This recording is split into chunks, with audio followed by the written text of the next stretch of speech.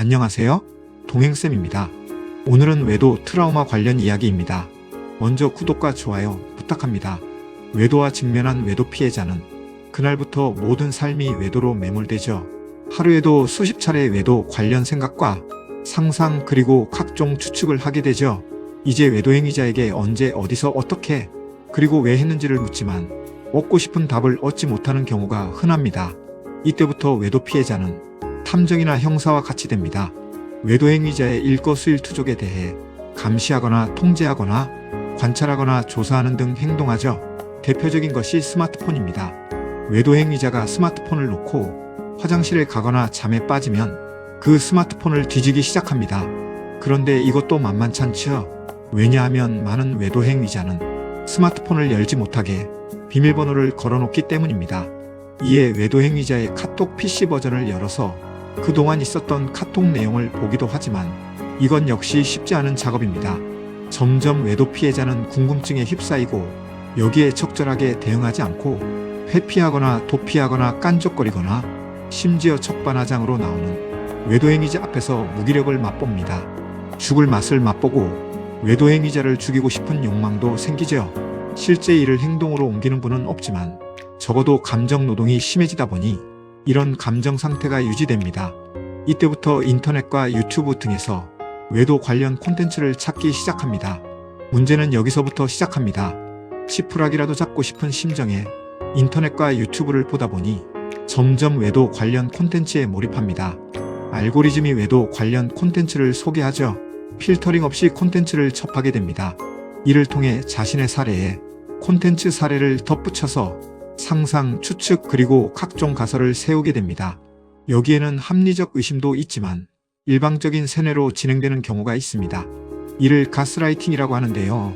사람을 통한 가스라이팅이 아니라 외도 콘텐츠를 통한 가스라이팅이 일어나죠. 그런데 정작 당사자는 이를 모르죠.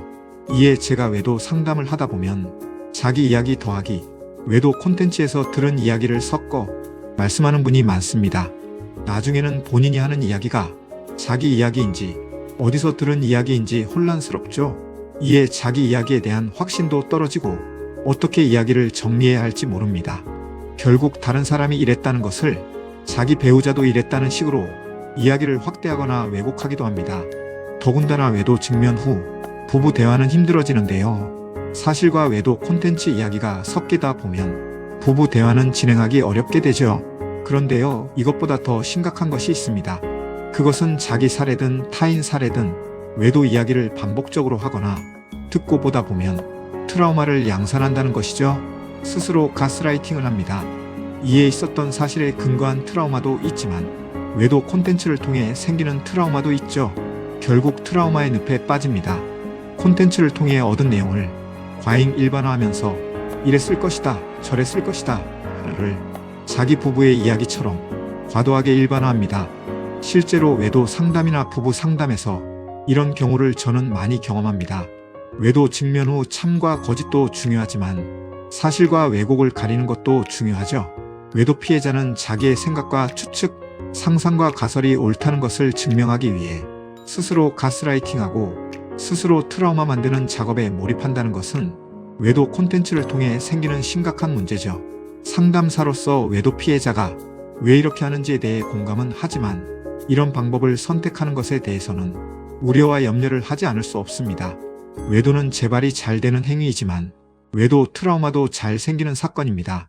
그런데 이런 외도 트라우마에 대한 치료나 예방과는 역행하는 반응을 외도 피해자가 한다면 외도 콘텐츠를 접했을 당시에는 감정을 카타르시스할 수 있고 뭔가 공감을 받는 것 같으며 외도 문제에 대한 답을 얻는 것 같지만 시간이 흐른 후 돌아볼 때 외도 트라우마를 스스로 만들었다는 것에 후회하는 분도 많습니다.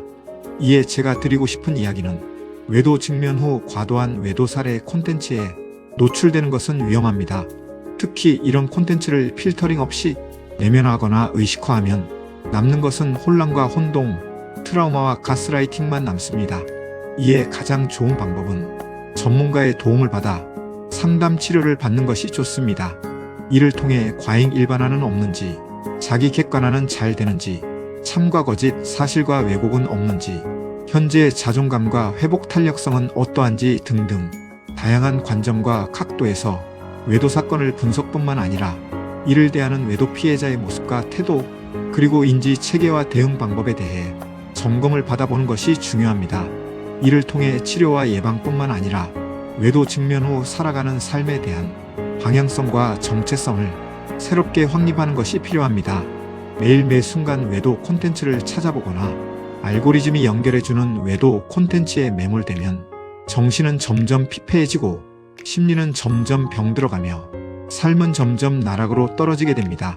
외도 콘텐츠에 매몰되면 모든 것을 외도의 관점에서 판단함으로써 삶의 안정성은 떨어지고 생각과 판단, 선택과 결정 역시 한쪽으로 경도되는 위험한 상황이 됩니다.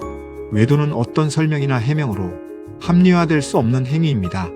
그것이 성적 외도였든 정서적 외도였든 인터넷 외도였든 관계없이 적어도 부부로 살아가는 동안 이성 문제를 만드는 것은 결코 합리화할 수 없는 행위입니다. 부부관계가 나빠서 외도가 일어났든 섹스리스 부부여서 외도가 일어났든 우발적으로 외도가 발생했든 의도적으로 외도가 발생했든 관계없이 합리화할 수 없는 행위가 외도입니다. 이에 외도 직면 후 외도의 옳고 그름에 매몰되거나 외도 내용의 참 거짓에 매몰되는 순간 부부는 외도 문제를 해결하는 것이 아닌 외도로 인한 부작용의 늪에 빠집니다. 대표적인 것이 외도 트라우마죠. 특히 타인의 사례까지 합쳐서 만들어지는 외도 트라우마는 쉽게 사라지지 않습니다.